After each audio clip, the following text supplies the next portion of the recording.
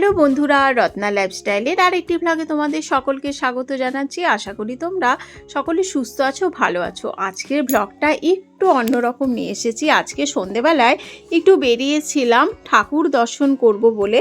আমি প্রথমে শুনেছি মেলা হচ্ছে গ্রামের দিকে, তো তারপরে আমার হাজব্যান্ড বলল না, শুধু মেলা না, এখানে পুজো হয়েছে, তো সেটা দেখতেই চলে এসেছি। এই দেখো, দেবী মাকে মাথায় করে নিয়ে যাওয়া হচ্ছে। 12 বছর পরে এই পুজো হয়। যাক, আমাদের ভাগ্যে ছিল 12 বছর পরে পরে কিন্তু এই অনুষ্ঠানটা হয়, আমরা দেখতে পেলাম। তো নিজেকে অনেক বেশি ভাগ্যবান মনে করছিলাম। এই যে মাথায় করে নিয়ে যাচ্ছে না, এগুলো কিন্তু কলসি, এর মধ্যে জল ভরা রয়েছে। আর এই দেখো, মাথার উপরে কি সুন্দর করে ফুল দিয়ে সাজিয়েছে, মানে কলসিটাকে। দারুণ লাগছিল। এরকম জিনিস আমি এই প্রথম দেখলাম, এর আগে কোনো দিনও দেখিনি।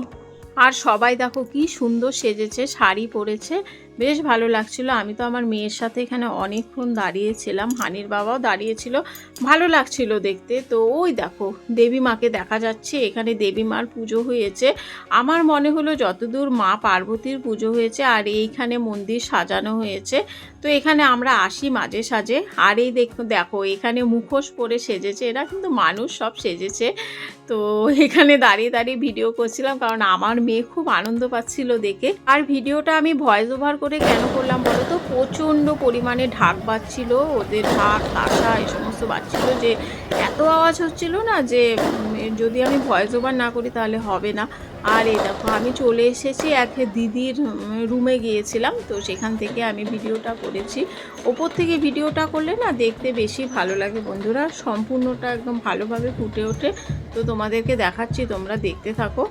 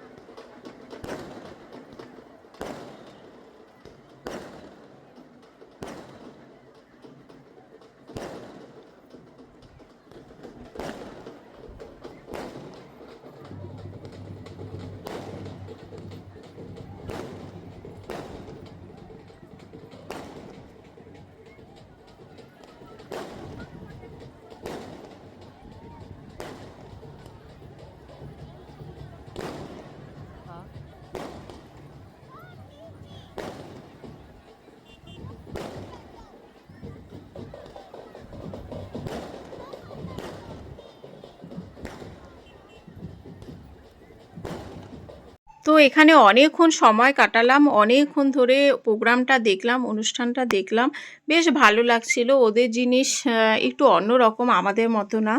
তো বেশ ভালোই লাগছিল, নতুন কিছু দেখলাম। তো চলো এখন বাড়ি ফিরে যাব, কারণ অনেক রাত হয়ে গেছে।